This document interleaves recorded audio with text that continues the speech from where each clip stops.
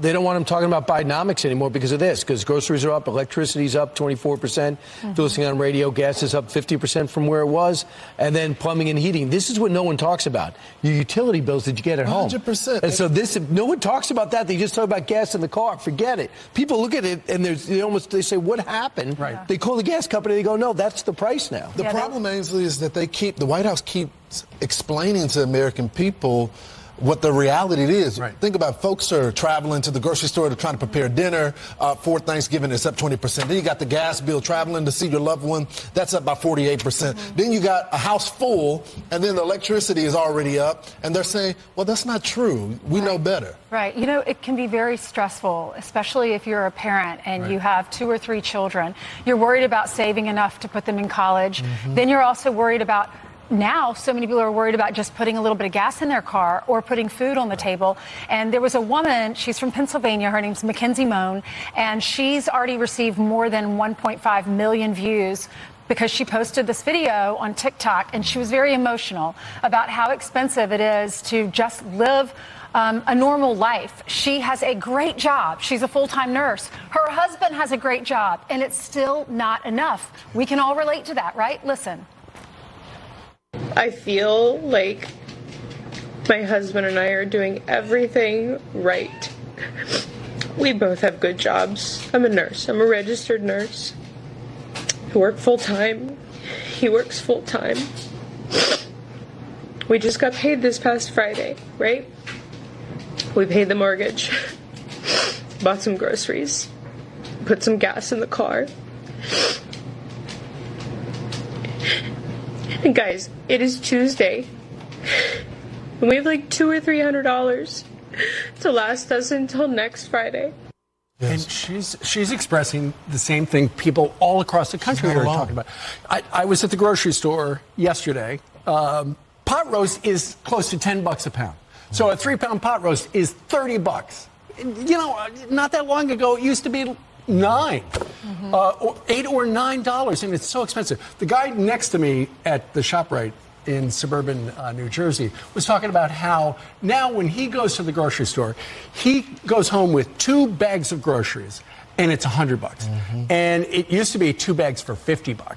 And so ultimately, you know, they're not blaming anything, but a lot of people are blaming Joe Biden. It's like things were cheaper before things got so expensive. Yeah, it's you know, if you have a family member, you know what it feels like. These folks are working, and they're just short. They're just short. Well, it's all self-inflicted because of our policy when it comes to oil and gas. They want the windmills and solar panels to provide everything, and they're not there yet. And the windmills have been totally ineffective to this point, and they don't want to do nuclear, even though there's huge progress on these small nuclear power plants that have gone into state after state. But there's such a hard time with regulation with them. So we don't want to do anything to make people's lives better. We want to do things that seem to be agenda-driven, and people aren't into the agenda-driven stuff. To their ideology, and people expected, you know, middle-class Joe to be a little bit of different on the policy, but folks are living paycheck to paycheck. We had Mackenzie on the program yesterday. This is what she had to say about that.